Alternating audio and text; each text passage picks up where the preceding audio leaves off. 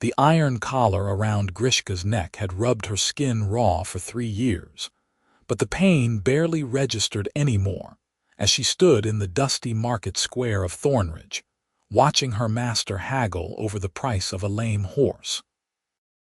What did register was the human man standing 20 paces away, tall and lean with sun-darkened skin and tired eyes that kept darting toward her with something that looked almost like concern.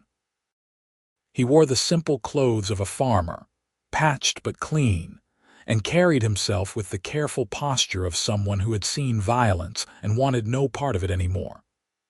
When their eyes met, he did not look away in disgust like most humans did when they saw her green skin and small tusks. Instead, he nodded, just once, as though acknowledging her as a person rather than property. Her master, a fat merchant named Cordis who smelled perpetually of sour wine and greed, finally gave up on the horse and turned back toward where he had left her standing. His meaty hand closed around the chain attached to her collar, yanking hard enough to make her stumble forward. She caught herself without making a sound, having learned years ago that any sign of weakness only invited more cruelty. "Worthless beast," Cordis muttered, though whether he meant the horse or her, Grishka could not tell. "Come, we have business at the inn." The business at the inn turned out to be Cordis drinking himself into a rage while she stood silently in the corner trying to be invisible. It never worked. By the time the sun began to set, he had worked himself into one of his moods, the kind that meant bruises and blood if she was not careful. She had survived worse, but the thought of enduring another night of his fists made something inside her chest ache in a way the collar never had. That was when the tall human from the market walked through the door. He moved to the bar, ordered something in a quiet voice, and sat down with his back to the room. Grishka watched him through her peripheral vision, the way she watched everything when Cordis was drinking. The man's shoulders were tense and his hands wrapped around his cup with white-knuckled intensity. He was not relaxed. He was preparing himself for something. Cordis noticed him too, the way predators notice anything that moves. "You there," he called out, his words slurring. "Farmer. You look like you could use some help around your land." The man turned slowly, those tired eyes sweeping over Cordis before settling on Grishka. Up close, she could see the lines around his mouth, the gray threading through his dark hair, the old scar that ran from his left eyebrow to his hairline. He was older than she had first thought, maybe 40 winters or more. "I manage," the man said, his voice rough like gravel but not unkind. "Manage," he says. Cordis laughed, a wet, ugly sound. "I have something that might interest you. This orc here, she is strong as an ox and twice as stupid. Good for field work, hauling, whatever you need. I would be willing to part with her for the right price." Grishka felt her stomach clench. She had been sold twice before, first from the clan that had cast her out for showing mercy to human children, then from one master to Cordis. Each time had been worse than the last. The man looked at her again, and this time she saw something flicker in his expression. Anger, maybe, or disgust, but not directed at her. "I do not keep slaves," he said flatly. "Not a slave," Cordis corrected with oily charm. "Indentured servant. Perfectly legal. She owes a debt, you see, and I am simply ensuring she works it off. But if you are not interested in buying her contract, perhaps you would be interested in renting her services. A strong back for the harvest season." The man stood, and Grishka realized he was taller than she had thought, easily matching her own height of 6 feet. He walked toward them with deliberate steps, stopping just outside of Cordis's reach. "How much for the contract?" he asked. "The whole thing to purchase her debt outright." Cordis's piggy eyes gleamed. "Well now, that would be expensive. She has considerable time left and she is worth a great deal to me. I could not part with her for less than, say, 200 gold crowns." It was an absurd amount, easily 3 times what any indentured contract should cost. Grishka knew Cordis was testing the man, seeing how badly he wanted to play the hero. She waited for the inevitable refusal, for the man to walk away and leave her to her fate. Instead, he said, "I do not have that much coin on me, but I have land. Good land, 40 acres with a house, barn, and a well that never runs dry, deeded and clear of any liens. I will trade you the deed for her contract right now, and you can sell the land for twice what you are asking." Cordis sat up straighter, greed warring with suspicion on his flushed face. "You would trade your land for an orc slave, for a person's freedom," the man corrected, his voice hard as iron. "And she is not a slave, as you said yourself. She is indentured. So let us make this legal and proper. I will go to the magistrate's office right now and have the papers drawn up. You get land worth 400 gold, I get her contract, and we both walk away satisfied." It was insane. No one traded prime farmland for an orc. Grishka stared at the man, trying to understand what kind of trap this was, what he really wanted from her. But his expression remained steady, almost calm, as though offering to impoverish himself for a stranger was a perfectly reasonable thing to do. Cordis thought about it for a long moment, his drink-addled brain clearly struggling with the math. Finally, he grinned, showing yellowed teeth. "You have yourself a deal, farmer, but I want to see this deed before I sign anything." "Fair enough." The man gestured toward the door. "The magistrate's office is still open. We can settle this tonight." They walked through the darkening streets, Cordis pulling Grishka along by her chain while the man walked ahead, never looking back. The magistrate was a thin, nervous woman who clearly did not approve of the transaction, but could find no legal reason to refuse it. Papers were signed, seals were pressed into wax, and within an hour, Grishka's contract had changed hands. The man whose name she learned was Xavier Zimmerman now owned her debt, her labor, and effectively her life. Cordis left with the deed clutched in his sweaty hands, already planning how to sell the property. The magistrate departed with a warning to Xavier about the proper treatment of indentured servants, though her heart clearly was not in it. And then Grishka was alone with her new master in the empty office, the chain still connecting her collar to his hand. Xavier looked at the chain for a long moment, then reached into his pocket and pulled out a small knife. Grishka tensed, old instincts screaming at her to fight or flee, but he simply cut the leather strap connecting the chain to her collar. The chain fell to the floor with a clatter that seemed impossibly loud in the quiet room.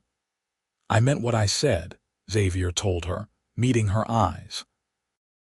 "I do not keep slaves.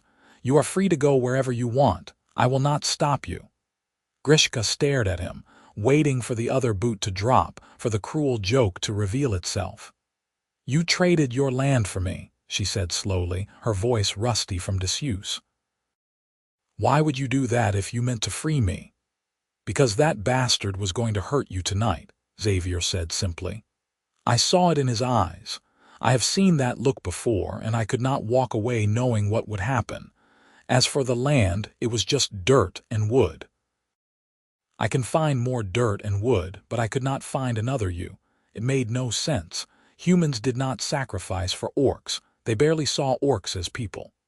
"What do you want from me?" she asked, suspicion making her voice sharp.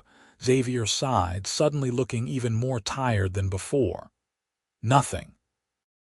I want nothing from you except for you to be safe. You can leave right now if you want. Head north to the orc territories, or south to the free cities, or anywhere else that seems good to you. I will not follow or try to find you." He paused, then added, "But if you have nowhere to go and need a place to stay for a while, I have a small cabin about 5 miles from here. It is not much, just 2 rooms and a leaky roof, but it is dry and warm. You would be welcome there for as long as you need." Grishka's mind raced. She had nowhere to go. Her clan had exiled her. Cordis had taken what little money she had earned before him, and the collar around her neck marked her as property in the eyes of most humans. Even if she ran, she would be caught within days and sold again, probably to someone worse than Cordis. But staying with this human, this Xavier who made no sense and asked for nothing, felt like stepping into a trap she could not see. Still, what choice did she have? "I will come with you," she said carefully. "For now, until I figure out what to do next." Xavier nodded as though he had expected nothing else. "Fair enough. We should get going then. It is a long walk, and I would rather not be on the road after full dark. Bandits, you know." He turned and walked out of the office without checking to see if she followed. Grishka stood frozen for a moment, waiting for him to grab her chain or demand obedience, but he just kept walking. Finally, she hurried after him, the collar bouncing against her throat with each step. They walked in silence through the town and out onto the dirt road that led into the hills. The night was cool and clear, stars beginning to emerge overhead. Grishka kept waiting for Xavier to explain himself, to reveal his true intentions, but he simply walked with steady determination, occasionally pointing out a loose stone in the path or a low branch. After an hour, her legs began to ache from the unfamiliar freedom of walking without being yanked along by a chain. "Why did you really buy my contract?" she asked finally, unable to bear the uncertainty any longer. Xavier was quiet for so long she thought he might not answer. Then he said, "I had a daughter once. She would have been about your age now, maybe a little younger. 22, 23, would have been." Grishka heard the past tense, understood what it meant. "What happened to her?" "Raiders," Xavier said, his voice carefully empty of emotion. 6 years ago. They came through our village looking for easy targets. My wife tried to protect our girl, and they killed them both. I was away at the time, serving in the militia on the border. By the time I got back, it was too late to do anything but bury them." Grishka felt something twist in her chest. "I am sorry," she said, the words inadequate but sincere. "I am sorry too." Xavier glanced at her, his expression unreadable in the darkness. "After that, I could not stay in the village anymore. Too many memories. So I bought land out here where it is quiet and I could be alone. I have been alone for 6 years, and I thought that was what I wanted. But when I saw you today in that market, saw the way that bastard treated you like you were nothing, I remembered what it felt like to be helpless. To know someone is suffering and not be able to stop it, so I stopped it. Maybe it was stupid. Maybe I will regret trading my land for a stranger, but I do not think I will." They walked the rest of the way in silence, but it was a different kind of silence now, comfortable almost. By the time they reached Xavier's cabin, Grishka felt the first tiny seed of something that might have been hope beginning to take root in her chest. The cabin was exactly as Xavier had described it. Small, plain, with a roof that sagged slightly on one side. But inside it was clean and tidy, with a hearth already laid with wood and a table that looked handmade. There was a bed in one corner, a pile of blankets in another, and shelves lined with simple pottery and preserved food. "You can have the bed," Xavier said, moving to light the fire. "I will take the floor tonight, and tomorrow I will figure out better sleeping arrangements." "No." Grishka's voice came out sharper than she intended. "You paid too much for me already. I will not take your bed too." Xavier looked at her with something that might have been amusement. "I did not pay for you, I paid for your freedom.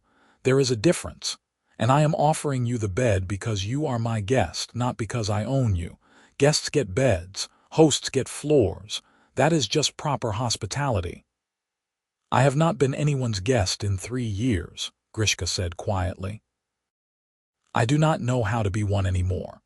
Then I guess we will both have to figure it out as we go." Xavier finished lighting the fire and stood, brushing soot from his hands. "I am going to make some food. "Are you hungry?" Grishka realized she was starving. Cordes had not fed her that day, too busy with his drinking and scheming. "Yes," she admitted. "Good. Sit down and rest. You look exhausted." She wanted to argue, to insist on helping, but her legs were shaking from the long walk and the emotional strain of the day. So she sat at the table and watched as Xavier moved around the small kitchen with practiced efficiency, pulling out bread and cheese and dried meat, setting a pot of water to boil for tea. It was strange to be served by a human, stranger still to be served by the man who had just bought her freedom. When the food was ready, Xavier set a plate in front of her and sat down across the table with his own meal. Grishka ate slowly, half expecting him to snatch the food away or demand something in return, but he just ate his own dinner and stared into the fire. "What happens tomorrow?" she asked finally. "Tomorrow, you decide what you want to do," Xavier said. "If you want to leave, I will give you some supplies and point you toward the nearest settlement. If you want to stay, we will figure out how to make that work. No obligations, no debts. Your choice." Just like that. Just like that. Grishka set down her fork, her appetite suddenly gone. "I do not understand you," she said, frustration bleeding into her voice. "Humans do not help orcs. We are the enemy. We are monsters. Why are you doing this?" Xavier looked at her for a long moment, his tired eyes sad. "Because I spent 6 years being angry at the world for taking my family," he said quietly. 6 years hating everyone and everything, including myself for not being there to save them. And you know what I learned? Hate is exhausting. It eats you up from the inside until there is nothing left. So I decided to try something different. I decided to try being kind when I could, helping when I could, and seeing people as people instead of enemies. Maybe it is naive. Maybe it will get me killed someday. But at least I will die knowing I tried to make things a little bit better instead of a little bit worse." Grishka felt tears prick at her eyes, a sensation so unfamiliar it took her a moment to recognize it. She had not cried in 3 years. Cordes had beaten the tears out of her, along with hope and dignity and anything else soft enough to be crushed.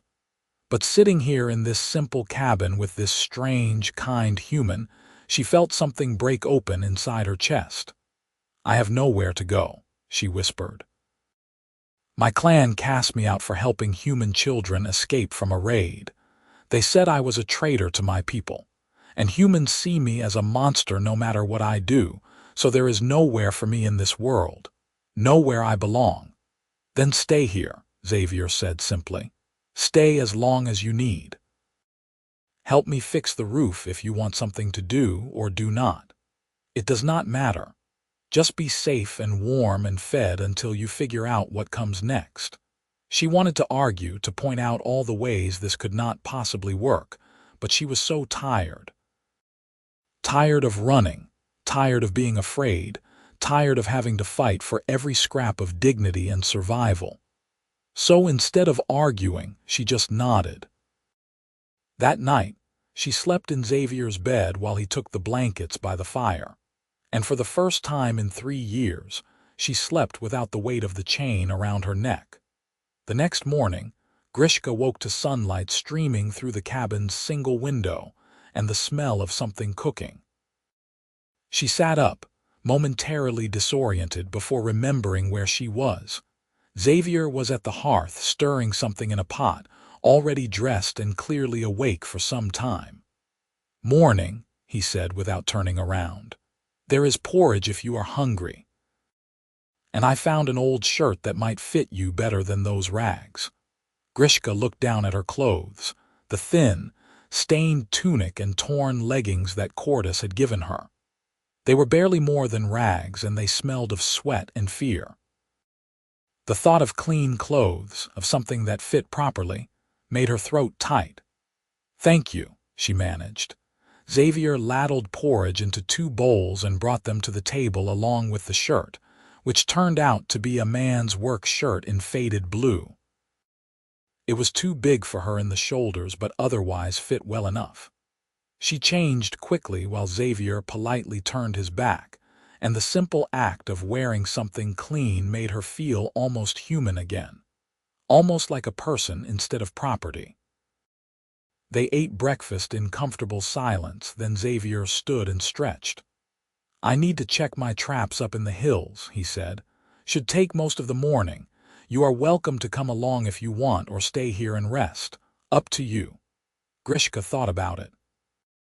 Part of her wanted to stay in the cabin where it was safe and quiet, but a larger part needed to move, to do something useful. 3 years of slavery had not erased her need to feel capable. "I will come," she said. Xavier nodded and gathered his gear, a worn pack and a walking stick. They set out into the morning, following a narrow trail that wound up into the forested hills behind the cabin. The air was crisp and clean, smelling of pine and earth, and Grishka breathed it in deeply. She had almost forgotten what freedom smelled like. The traps were scattered throughout the hills, cunningly hidden in places where rabbits and other small game would naturally pass. Xavier checked each one with practiced efficiency, resetting those that had been sprung empty and collecting the 2 rabbits they had caught. He moved through the forest like he belonged there, quiet and careful, and Grishka found herself watching him with curiosity. He was clearly more than just a simple farmer. "You were a soldier," she said. It was not a question. Xavier glanced at her, then nodded. "Militia for 20 years. Fought in the border wars, defended settlements, the usual. I was good at it too, which is probably why I hated it so much by the end." "Why did you hate it?" "Because I spent 20 years killing people who were just trying to survive, same as me," Xavier said quietly. "Orcs raiding for food because their land could not support them. Bandits who turned to crime because the kingdom abandoned them. Enemy soldiers who were just following orders. After a while, I started to wonder who the real monsters were." Grishka was quiet for a moment, processing this. "Most humans would say the monsters are us," she said finally. "Orcs, we are the ones who raid and kill." "Some do," Xavier agreed, "just like some humans raid and kill. But I have met enough people on both sides to know that most are just trying to take care of their families and survive another day. The monsters are the ones who profit from the fighting and keep it going. The warlords and corrupt nobles and merchants who sell weapons to both sides." It was the most Grishka had ever heard a human say about orcs that was not filled with hatred or fear. She wanted to ask more to understand how he had come to think this way, but before she could, a sound stopped her cold. Voices. Human voices coming from down the trail. Xavier heard them too. He tensed, his hand moving automatically to his belt before he remembered he was not carrying a weapon. "Get behind me," he said quietly. Grishka's first instinct was to run, but she forced herself to stay still. Running would only make things worse. Instead, she moved behind Xavier, trying to make herself smaller, less threatening. 3 men emerged from the trees, all armed with swords and wearing the rough leather armor of cell swords or bandits.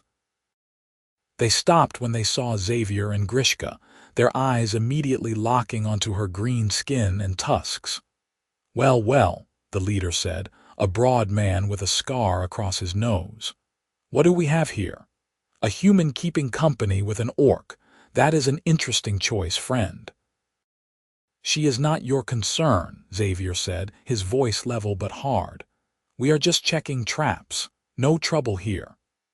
"Oh, I am not looking for trouble," the leader said with a grin that suggested otherwise. "But that is a valuable piece of property you have there. Orc slaves fetch a good price in the southern markets, especially strong ones like her. I would be willing to take her off your hands for, say, 50 gold crowns. More than fair." "She is not for sale," Xavier said flatly, "and she is not a slave. Now if you will excuse us, we have work to do." He started to turn away, but the leader's hand went to his sword. I do not think you understand, friend. That was not really an offer. See, we are going to take the orc and you are going to let us. Or things are going to get unpleasant for you. Grishka felt fear spike through her, the old familiar terror of being helpless in the hands of cruel men. But Xavier did not move, did not show any sign of fear. Instead, he sighed, as though dealing with idiots was more exhausting than frightening. I really do not want to do this, he said quietly. I came out here to get away from violence, to live a quiet life, but if you insist on making this difficult, I will make an exception. The leader laughed. Big words for a man with no weapon facing 3 armed soldiers. How about you step aside before you get hurt? I was a captain in the border militia for 20 years, Xavier said, his voice taking on a different quality, harder and colder than Grishka had heard before. I trained 100 men how to kill efficiently and stay alive. I fought in 17 major battles and more skirmishes than I can count. I am not carrying a weapon because I do not want to be tempted to use one. But believe me when I say, I do not need a weapon to deal with 3 undisciplined thugs who think intimidation is the same as skill. The leader's smile faltered slightly, uncertainty creeping into his eyes, but he was too proud or too stupid to back down. Tough talk. Let us see if you can back it up. He drew his sword and moved forward. Xavier waited until the man committed to his swing, then stepped inside his reach with startling speed. His hand clamped around the leader's wrist, twisting hard, and the sword fell from nerveless fingers. Xavier swept the man's legs out from under him and drove an elbow into his face as he fell. The leader hit the ground hard and did not move. The other 2 bandits stared in shock, then rushed forward together. Xavier grabbed one man's sword arm and used his own momentum to throw him into a tree, where he crumpled with a groan. The third managed to get his sword up, but Xavier simply stepped around the clumsy swing, grabbed the man's collar and headbutted him square in the nose. Blood sprayed, and the third bandit joined his friends on the ground. The whole fight had taken less than 30 seconds.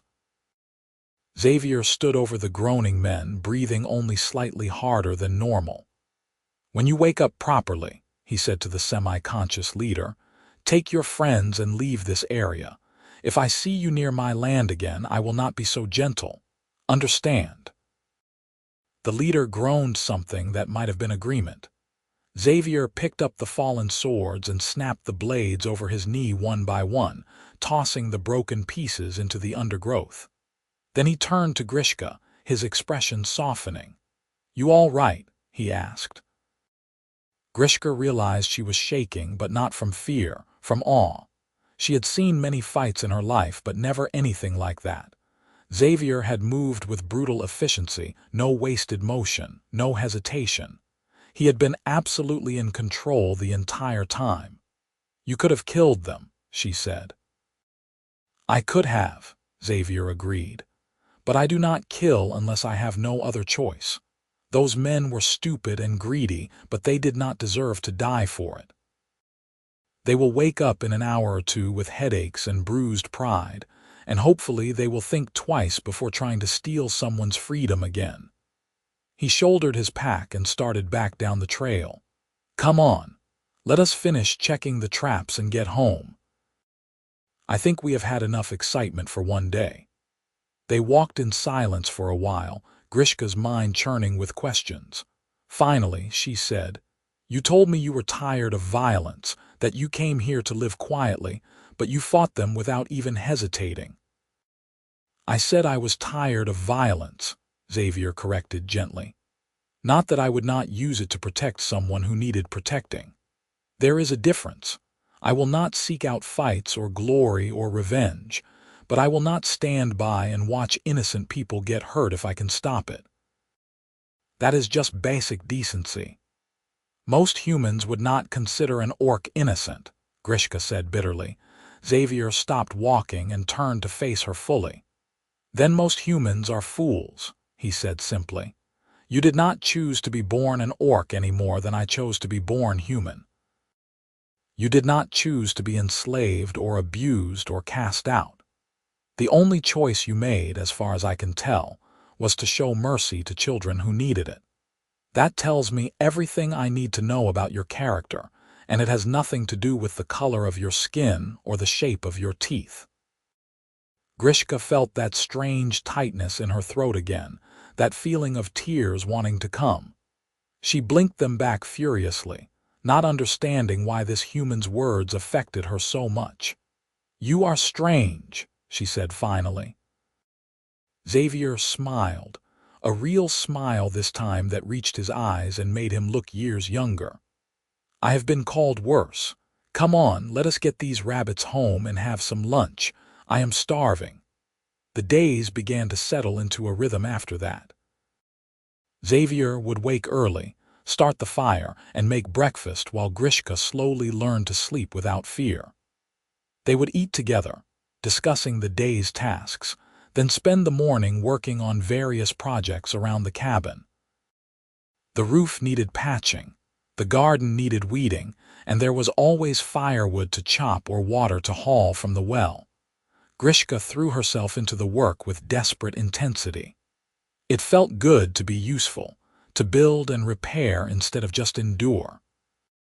Xavier worked alongside her, never ordering or demanding, just quietly doing his share.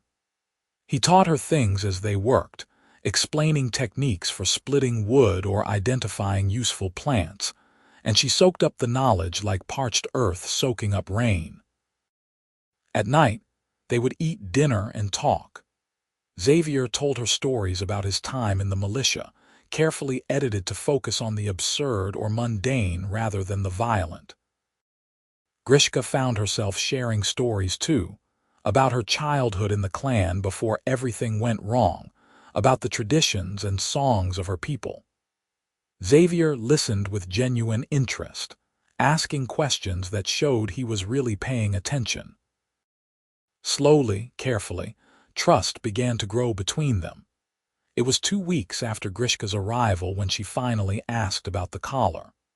They were sitting by the fire after dinner, Xavier mending a torn shirt while Grishka worked on weaving a new basket from reeds they had gathered by the stream. "Can you remove it?" she asked, her hand unconsciously rising to touch the iron band around her neck. "The collar, I mean. I have tried, but I cannot get it off myself." Xavier looked up from his mending, his expression thoughtful. "Probably. I have some tools that might work." "Why did you not ask before?" Grishka was quiet for a moment, trying to put her feelings into words. "Because wearing it reminded me to be careful," she said finally. "To remember that this might not be real. That you might change your mind about freeing me, or someone else might come and take me away. But I think I am ready now. Ready to believe that maybe I really am free." Xavier set aside his mending and stood. "Wait here." He went to a wooden chest in the corner and rummaged through it, emerging with a small file and a thin metal rod. He brought them over to where Grishka sat and knelt beside her. "Hold still," he said gently. "This might take a while and it might be uncomfortable, but I will be as careful as I can." Grishka tilted her head back, exposing her throat and the collar that had marked her as property for 3 long years. Xavier worked with patient precision, filing at the lock mechanism while being careful not to touch her skin. It was strange to have him so close, to feel his warm breath on her neck and hear the rasp of metal on metal. Strange, but not frightening. After nearly an hour of work, something clicked. Xavier carefully pried the collar open and lifted it away from her neck. Grishka reached up with trembling fingers to touch the bare skin, feeling the ridges of scar tissue where the iron had rubbed her raw. The collar was gone. For the first time in 3 years, she was not wearing the mark of slavery. She started to cry, deep wrenching sobs that came from somewhere dark and painful inside her. Xavier did not try to stop her or tell her everything would be fine. He just sat quietly beside her and let her cry, occasionally handing her a clean rag to wipe her face. When the tears finally subsided, Grishka felt empty but also lighter, as though crying had purged something poisonous from her system. She looked at Xavier, who was still sitting patiently beside her, and said, "Thank you for everything. For buying my freedom, for letting me stay here, for removing the collar, for treating me like a person. I do not know how I will ever repay you." "You do not need to repay me," Xavier said firmly. "This is not a debt. This is just basic human decency, which I guess should be called basic decency since it should not matter what species someone is. You do not owe me anything, Grishka, you never did." But Grishka knew better. She owed him everything. Her freedom, her safety, her sanity. The question was what to do about it. She could leave now, head north to the territories or south to the free cities like he had suggested. She had enough skills to survive on her own, and without the collar marking her as property, she might be able to find work. But the thought of leaving made her chest ache in a way that had nothing to do with old injuries. Somewhere in the past 2 weeks, this cabin had started to feel like home. Xavier had started to feel like family. "I want to stay," she said quietly. "Not because I owe you, but because I want to." "If that is all right." Xavier smiled, that warm, genuine smile that made his whole face change. "I would like that," he said. "It gets lonely out here by myself. It would be nice to have company, to have a friend." A friend. The word settled into Grishka's heart and took root. When was the last time she had a friend? Before the exile, certainly, maybe even before that. But here was this strange, kind human offering her friendship without expecting anything in return. "Yes," she said, "friends." They shook hands on it, formal and a bit silly, and then they both started laughing at the absurdity of it all. An orc and a human, outcasts both, making a home together in the wilderness. It should not work. By all the rules of their world it could not work, but somehow it did. The weeks turned into months, and the seasons began to shift. Summer faded into autumn, painting the hills in shades of gold and crimson. Grishka and Xavier worked together to prepare for winter, preserving food and cutting extra firewood and patching every gap in the cabin's walls. They fell into an easy partnership, each learning the other's strengths and compensating for weaknesses. Grishka discovered that she loved working with wood, shaping it into useful things. Xavier taught her basic carpentry, and she taught him orc techniques for curing hides and making waterproof containers from bark. They built a second room onto the cabin, giving each of them proper sleeping quarters, and repaired the sagging roof until it no longer leaked. They also talked, long conversations that ranged from the profound to the ridiculous. Xavier told her about his daughter, about how she had loved flowers and always wanted to learn everything about everything. Grishka told him about her mother, a fierce warrior who had died defending their clan from a dire wolf pack. They shared their grief and their hopes, their fears and their small joys. And somewhere in all that talking and working and living together, something shifted.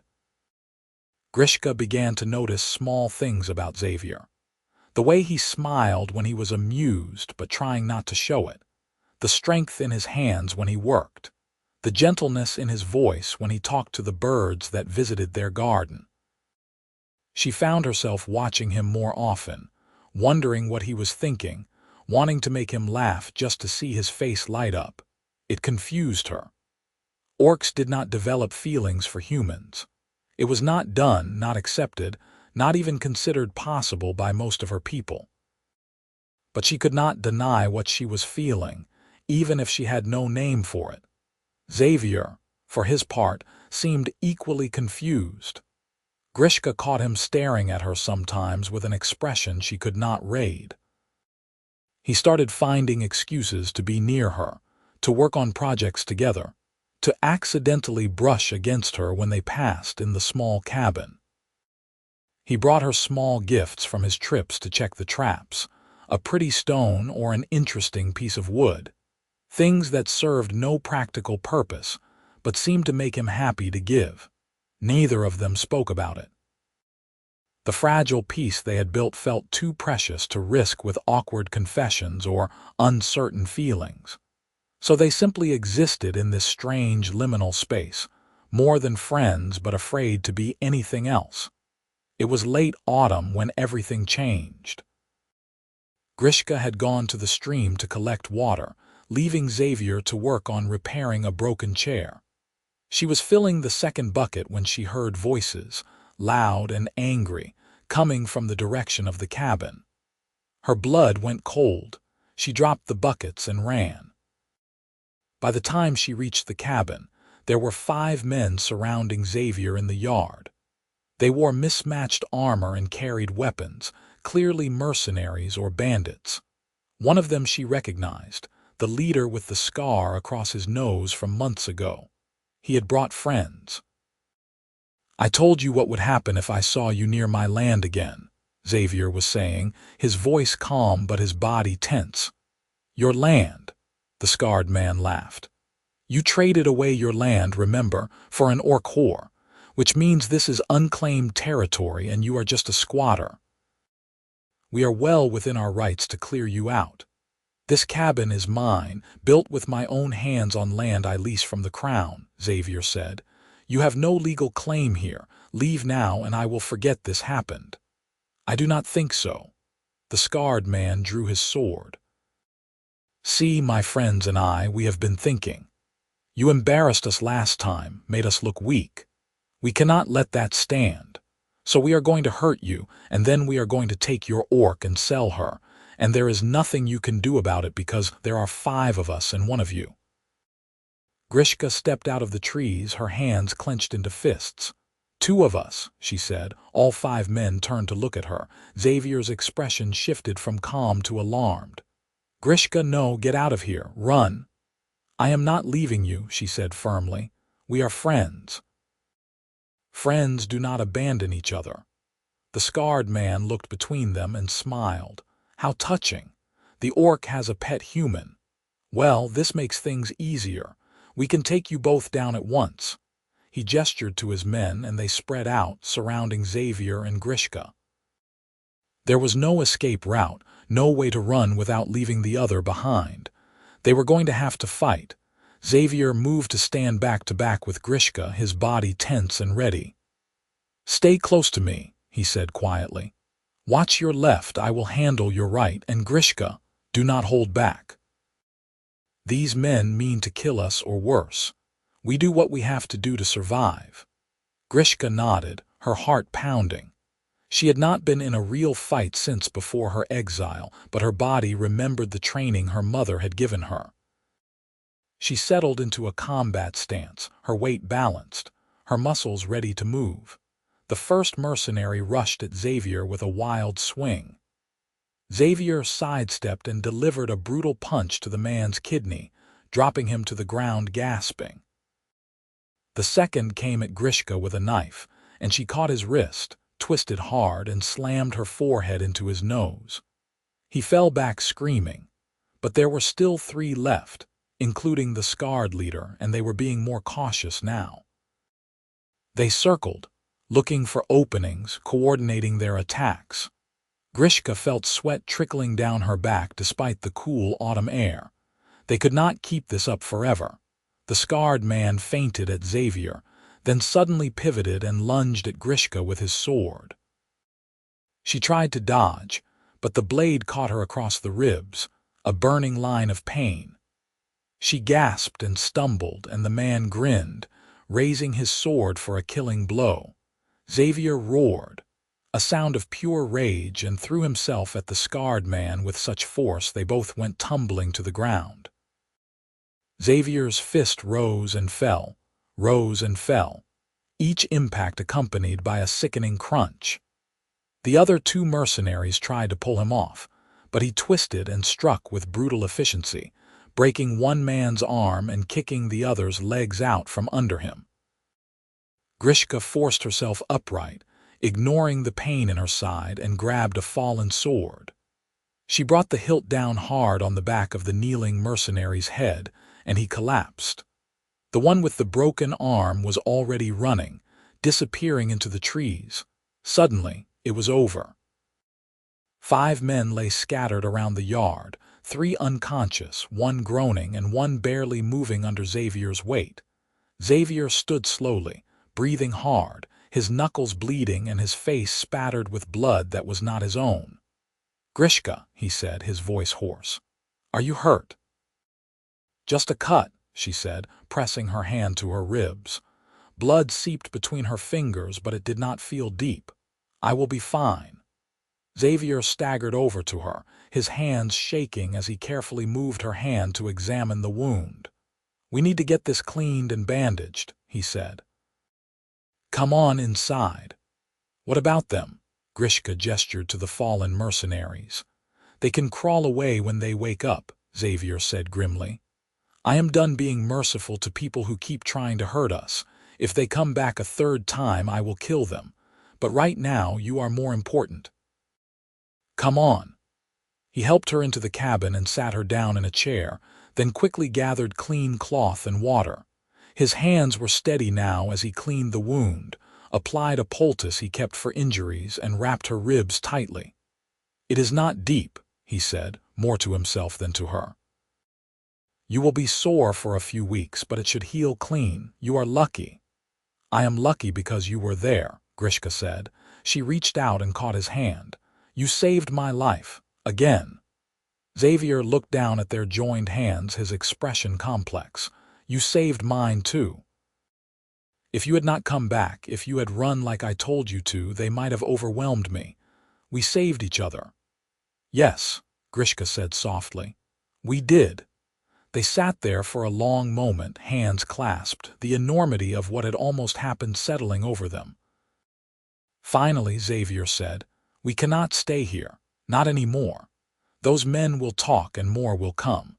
Word will get out that there is an orc living with a human in the hills, and people will come looking out of curiosity or greed or just plain hatred. It is not safe. Where can we go?" Grishka asked, her heart sinking. Just when she had started to feel like she had a home, they would have to leave. "I have been thinking about that," Xavier said slowly. "There are settlements in the far north, beyond the official border, where humans and orcs have started trading peacefully. Mixed communities where people are more interested in surviving than in old prejudices. It is wild country, dangerous, but no more dangerous than staying here and waiting for the next attack. We could make a life there, together. If you want, together." The word hung in the air between them, heavy with implication. Grishka looked at Xavier, really looked at him, and saw the same confused longing in his eyes that she felt in her chest. "I want that," she said quietly. "I want to go with you. I want to build a life with you." She stopped, not sure how to finish the sentence. Xavier finished it for her. "I want you," he said, his voice rough. "I know it is probably wrong, and I know people will not understand, but I do not care anymore. Somewhere between buying your freedom and now, I fell in love with you, Grishka. And I think I have been trying to ignore it because it scared me, because I did not think I had the right to those feelings after losing my family. But almost losing you today made me realize that life is too short to waste being afraid." Grishka felt tears streaming down her face, but this time they were not tears of pain or grief. "I love you too," she whispered. "I did not think I could love a human, did not think a human could love an orc, but you are not just any human. You are Xavier.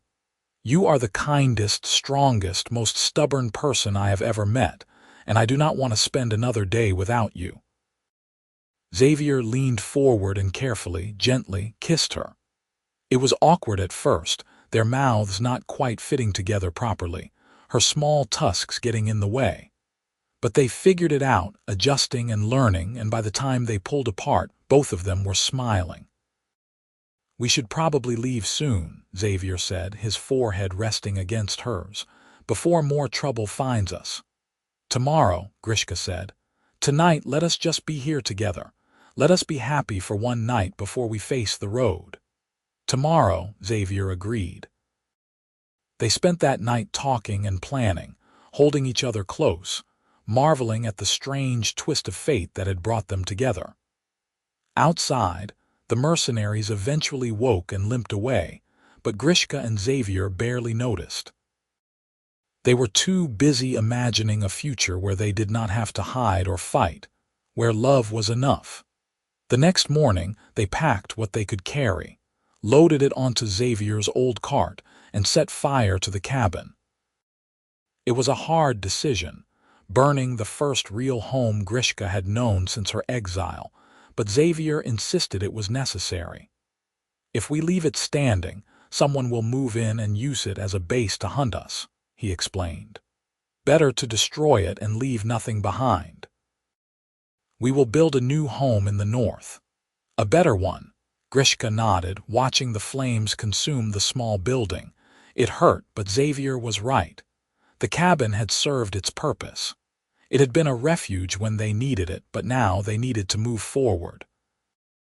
They set out north, following old trails and avoiding settlements where possible. Xavier knew the wilderness well from his militia days, and Grishka's orc training in tracking and hunting helped them avoid danger. It was hard travel, cold and exhausting, but they faced it together. 3 weeks into their journey, they encountered their first real challenge. They had been following a river through a narrow valley when they heard sounds of fighting ahead. Xavier held up a hand, signaling Grishka to stop, and they crept forward to investigate. In a small clearing, they found a group of human travelers being attacked by a pack of feral goblins. The travelers were losing, their weapons inadequate against the goblins' numbers and ferocity. As Grishka watched, a goblin pulled down a young woman and raised a crude blade.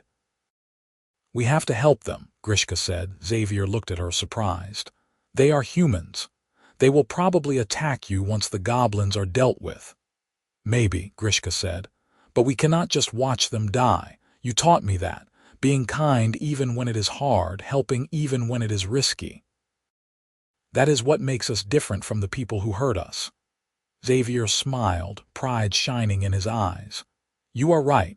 All right, let us do this, but stay close to me, and if they turn on us after, we run." "Agreed, agreed." They charged into the clearing together, Xavier wielding a thick branch and Grishka armed with her orc knife. The goblins, focused on their original prey, did not notice the new threat until Xavier had already struck down 2 of them. Grishka moved with brutal efficiency, her mother's training flowing through her muscles. Between the 2 of them and the desperate travelers, the goblin pack was routed within minutes. As the last goblin fled into the underbrush, the travelers turned to face their unexpected saviors. Grishka tensed, ready to run if they showed hostility, but the young woman she had saved simply dropped to her knees in exhaustion. "Thank you," the woman gasped. "Thank you so much. We were dead if you had not come along." An older man, clearly the group's leader, stepped forward cautiously. His eyes went from Xavier to Grishka and back again, confusion evident on his weathered face. "I do not understand," he said. "A human and an orc traveling together, fighting together. How is this possible?" "It is a long story," Xavier said carefully. "But the short version is that we are heading north to the mixed settlements, looking for a place where we can live in peace." The old man studied them for a long moment, then nodded slowly. "We are heading north too. Fleeing persecution in our home village for refusing to join the local lord's private army. If you are willing, perhaps we could travel together. There is safety in numbers, and you have already proven yourselves trustworthy." Xavier looked at Grishka, asking the question silently. She thought about it. Traveling with a group would be safer but also riskier. If any of these people decided she was a threat, they would be outnumbered. But the hope in the young woman's eyes, The desperation in the old man's voice reminded her of her own desperation not so long ago. "We would be glad for the company," Grishka said, and so their group grew. There were 7 travelers in total, the old man named Gareth, the young woman called Emma, and 5 others ranging from teenage boys to middle-aged couples. They all had stories of loss and hardship, reasons for fleeing south and seeking new lives in the north. At first, they were wary of Grishka. They had been raised on stories of orc savagery, taught to fear and hate her kind, but action spoke louder than prejudice. When Emma twisted her ankle on the 3rd day of traveling together, Grishka was the one who fashioned a splint and showed her exercises to keep the muscles from stiffening. When they were low on food, Grishka hunted and brought back enough game to feed everyone. When bandits tried to ambush them, she fought alongside Xavier to drive them off. Slowly, the travelers began to see her not as an orc, but as Grishka, as a person. And in seeing her, they began to question the prejudices they had always held. One night, as they sat around the campfire, young Emma asked, "What is it like being in love with someone so different from you?" Grishka and Xavier exchanged glances. They had not explicitly stated their relationship to the group, but apparently it was obvious. "It is like being in love with anyone," Xavier said quietly. "There are differences, sure. Cultural things we have to explain to each other, physical adjustments we have to make, but at the core it is the same. We care about each other. We want each other to be happy and safe. We make each other laugh. The fact that she is an orc and I am human matters far less than the fact that we understand each other. My clan would call me a traitor for loving a human," Grishka added. "His people would call him a deviant or worse. But we decided that their opinions matter less than our happiness. Life is too short to let other people's hate control who you love." Emma nodded slowly, absorbing this. "I think that is brave," she said. "I hope I can be that brave someday." The journey north took 2 months total, through mountains and forests, across rivers and through snowstorms. They lost one of their group to sickness, mourned him, and kept moving. They helped a settlement fight off a dire wolf pack and were rewarded with supplies and directions. They weathered storms and hunger and exhaustion, but they also laughed. They told stories and sang songs. They celebrated small victories and supported each other through defeats. And through it all, Grishka and Xavier's love grew stronger, deepened by shared hardship and mutual reliance. Finally, in the depths of winter, they reached the northern settlements. These were rough places, built from logs and determination, populated by outcasts and dreamers who believed in something better than the endless cycle of hatred between species. Humans and orcs lived side by side, trading and working together out of necessity and eventually friendship. The settlement leader was a gruff orc woman named Thraka who looked Grishka up and down with shrewd eyes. "You are from the southern clans," she said. It was not a question. "I was," Grishka confirmed. "I was exiled for showing mercy to human children." Thraka snorted. "Fools! The southern clans cling to old ways that serve no one.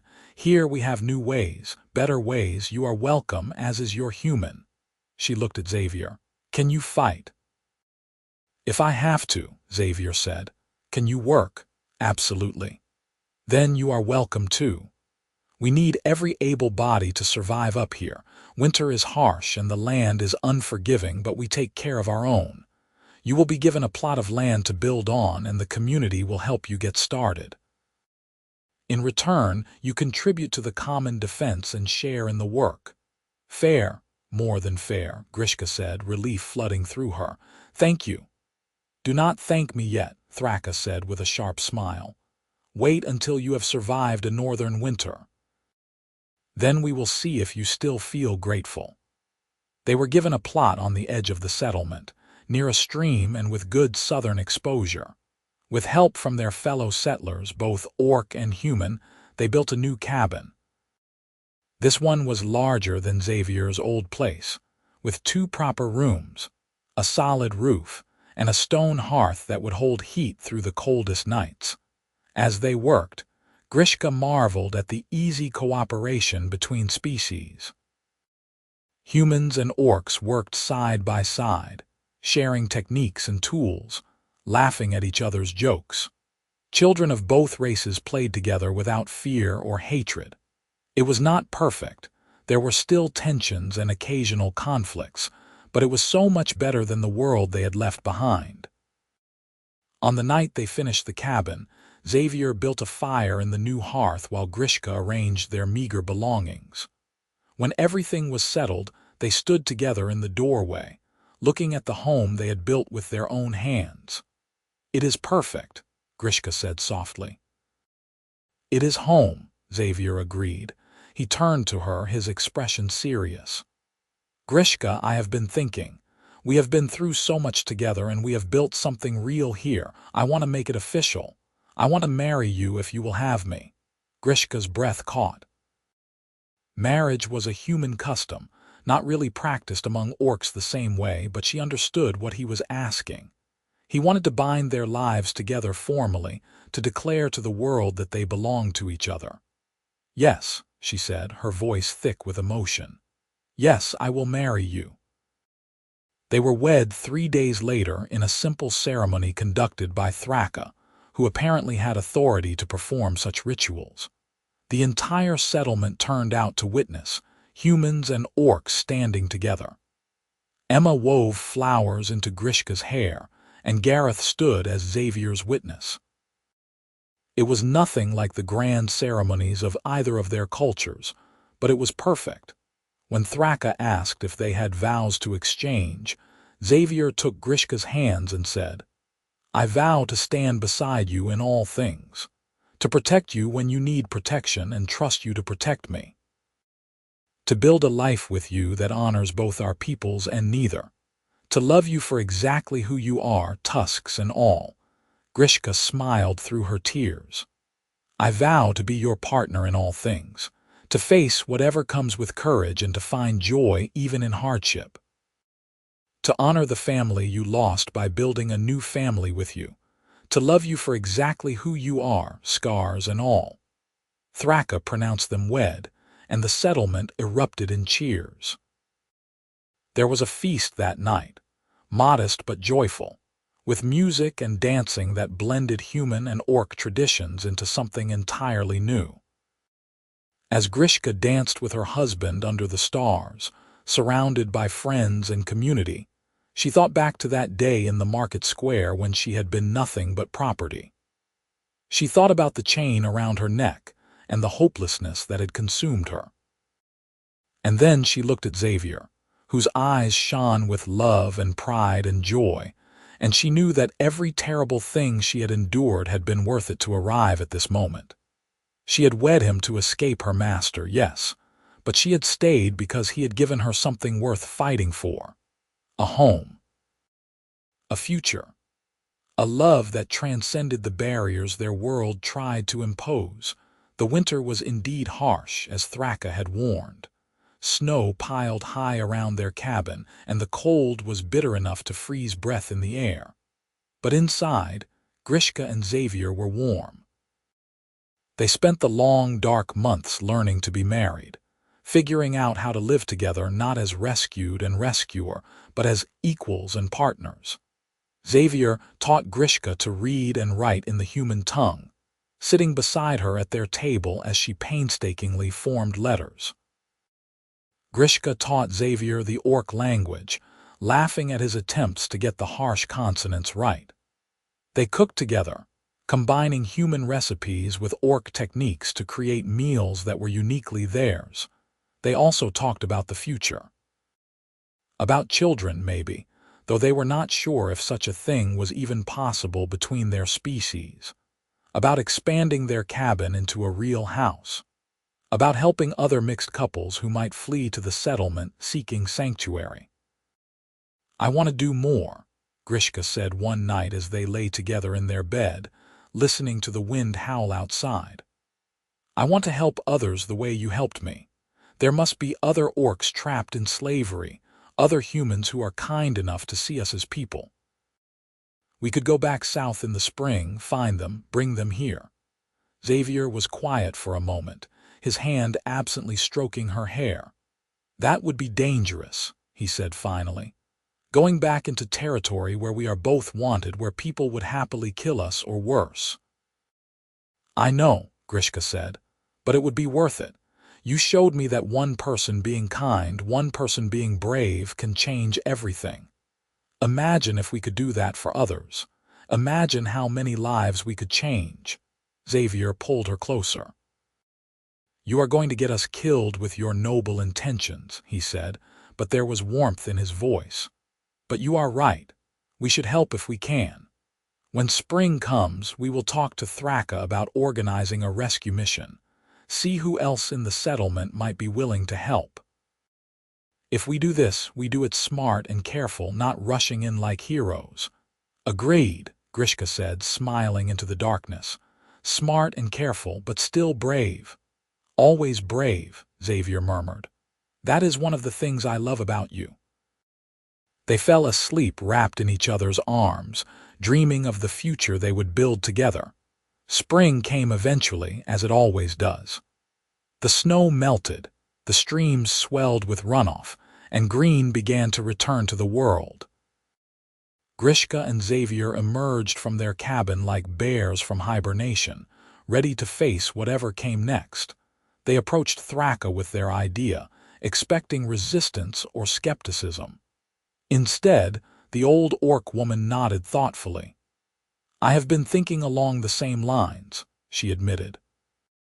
"There are too many of our people suffering in bondage, too many humans who are kind but afraid to act. If we could create a network, a way to identify and rescue those who need it, we could change the world one life at a time." Over the next weeks, they organized. 12 volunteers stepped forward, a mix of humans and orcs who had their own reasons for wanting to fight slavery. They trained together, learning to move quietly and fight efficiently. They gathered intelligence from traders and travelers, identifying the worst slave markets and the cruelest masters. Their first mission was small and targeted. A single orc woman held by a merchant in a border town, her situation remarkably similar to what Grishka's had been. The rescue went almost perfectly.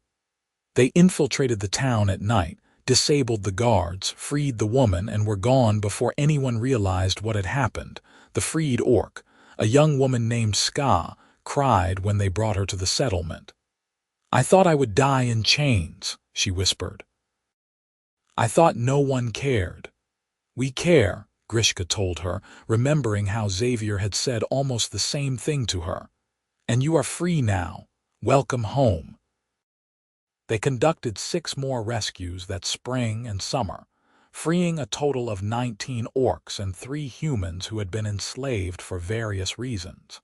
Not every mission went smoothly. They lost 1 volunteer to an infected wound and another was captured, forcing them to mount a daring rescue of their rescuer. But they learned from each mission, got better, more efficient. Word began to spread. In the southern territories, slaves whispered about the northern settlement where orcs and humans lived free. Masters became more cautious, more cruel, but also more afraid. The world was changing, slowly but inexorably, pushed forward by people who refused to accept hatred as inevitable. 2 years after their wedding, Grishka discovered she was pregnant. It should not have been possible, the healers said. Orcs and humans were too different, their biology incompatible. But life, as Xavier liked to say, found a way. The pregnancy was difficult. Grishka's body struggled with the mixed heritage of the child growing inside her, and there were days when the healers worried they would lose both mother and baby. But Grishka was strong, and Xavier never left her side, holding her hand through the pain and fear. Their daughter was born on the first day of spring, tiny and perfect and utterly impossible. She had her mother's green-tinted skin, though lighter than a full orc, and her father's dark eyes. She had small nubs where tusks might grow someday and pointed ears like her mother. She was beautiful and strange and entirely theirs. They named her Hope. Hope became the settlement's darling, the living proof that love could bridge any divide.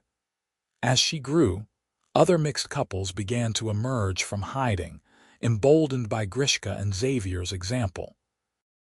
The settlement grew, expanding to accommodate new arrivals, humans fleeing persecution for loving orcs, orcs cast out for showing mercy, children of mixed heritage who belonged nowhere else. And at the center of it all was the cabin by the stream, where an orc woman and a human man had chosen love over fear and built something beautiful from the wreckage of their pasts. On Hope's 5th birthday, Grishka stood in the doorway of their now much expanded house, watching her daughter play with a group of mixed children in the yard. Xavier came up behind her and wrapped his arms around her waist, his chin resting on her shoulder. "You ever regret it?" he asked quietly. "Leaving your clan, your people, everything you knew?" Grishka leaned back into his embrace, feeling the steady beat of his heart against her back. "Never," she said firmly. "My clan cast me out for being kind. They saw my mercy as weakness, but you saw it as strength. You helped me see it as strength. Everything I lost was worth it to gain this, to gain you and Hope and this community we have built. This is where I belong, with you." "I love you," Xavier said simply. "I know I tell you that every day, but I do not think I can ever say it enough. You took a broken man who had given up on happiness and showed him how to live again, how to love again. You gave me a family when I thought that part of my life was over. You are the best thing that ever happened to me, Grishka." "You saved me," Grishka said, tears streaming down her face. "In every way a person can be saved. And then you gave me a reason to save myself, to be brave, to fight for something worth having. I love you too, Xavier, for all my days and beyond." They stood there together, watching their daughter play under the wide northern sky, and felt the impossible weight of their happiness. They had come so far from that dusty market square, from that moment when a desperate orc woman and a kind human man had made a choice that changed everything. The world outside their settlement was still harsh and often cruel. Prejudice still existed, hatred still poisoned hearts, and the fight for a better future was far from over. But here, in this place they had built together, love was stronger than hate. Hope was more powerful than fear. And two people who should never have met, who should never have fallen in love, who should never have built a life together, stood as living proof that the world could be different. That one act of kindness could ripple outward, changing lives and hearts, building something new and beautiful from the ashes of old hatred. That night, after Hope had been tucked into bed and the house was quiet, Grishka and Xavier sat by the fire as they had done countless times before. But this time, Grishka pulled out a journal she had been keeping, filled with accounts of their rescues and the stories of the people they had saved. "I want to write our story," she said. "Everything that happened from the day you bought my freedom to now. So that Hope and the other children will know, so that future generations will understand that change is possible, that love is possible, that we do not have to be defined by the hatred of the past." Xavier smiled and pulled out his own writing materials. "Then let us write it together," he said. "Your perspective and mine, the truth of what we lived through and what we built, it will be our legacy." They wrote late into the night, their words intertwining on the page just as their lives had intertwined. They wrote about fear and courage, about desperation and hope, about the terrible things people could do and the beautiful things they could become. They wrote about a love that defied logic and tradition, that survived violence and prejudice, that grew stronger with each challenge it faced. And when they finally set down their pens, exhausted but satisfied, they held each other close and knew that whatever came next, they would face it together. They had wed to escape the past, but they had stayed to build a future. And that future was brighter than either of them had ever dared to dream. In the years that followed, their story spread far beyond the settlement. Copies of their written account were made and distributed, passed from hand to hand, read in secret by humans and orcs alike who dared to imagine a different world. Some dismissed it as fantasy or propaganda, but others saw it for what it was, a beacon of hope in dark times. More settlements sprang up across the northern territories, each one a haven for mixed couples and their children. Trade routes were established, bringing prosperity and further integration. Slowly, painfully slowly, attitudes began to shift. It would take generations to undo centuries of hatred, but the seeds of change had been planted. Grishka and Xavier lived to see their grandchildren, half orc, half human, fully loved. They saw their daughter Hope grow into a strong woman who became a leader in the settlement, carrying on their work of rescue and integration. They saw the cabin by the stream become a pilgrimage site for mixed couples seeking inspiration and hope. And when they were old and gray, sitting on the porch they had built with their own hands, they looked back on their lives with no regrets. They had found each other in the darkest of circumstances and built something luminous from the wreckage. They had proven that love could conquer hate, that kindness could overcome cruelty, that two people from different worlds could create something entirely new and beautiful. Grishka died first, peacefully in her sleep, with Xavier holding her hand. He followed her 6 months later, his heart simply giving out from the weight of missing her. They were buried together beneath a tree they had planted in their first year, its branches now spreading wide over the settlement they had helped to create. On their shared headstone, their daughter carved a simple inscription. Here lie Grishka and Xavier, who loved bravely and built generously. They wed to escape the past and stayed to create the future. May their legacy endure, and it did endure. Decades later, centuries later, the settlement they founded still stood. The tree over their grave grew ancient and mighty, its shade sheltering generations of children who grew up knowing that love had no boundaries, that kindness was strength, and that one person's courage could change the world. Their story became legend, then myth, then truth again as each new generation rediscovered it. And always at the heart of that story was a simple truth, that an orc woman had wed a human man only to escape her master, but had found in him and with him a home worth fighting for, worth living for, worth building into something that would outlast them both. In the end, that was their greatest victory. Not just their personal happiness, though that was real and profound, but the world they had helped create, where their love was not an aberration but a foundation, where their daughter and grandchildren and great-grandchildren could live freely, proudly, without shame or fear. They had taken broken pieces, a woman in chains and a man drowning in grief, and forged from them something unbreakable. A love that conquered hatred, a home that welcomed all, a future bright with hope. And in doing so, they proved that even in the darkest times, even when the world seemed determined to crush anything beautiful or kind, love could not just survive but thrive. It could grow and spread and transform everything it touched. That was their legacy. That was their story. And it lived on, eternal as the stars, strong as the mountains, enduring as the love that had sparked it all into being.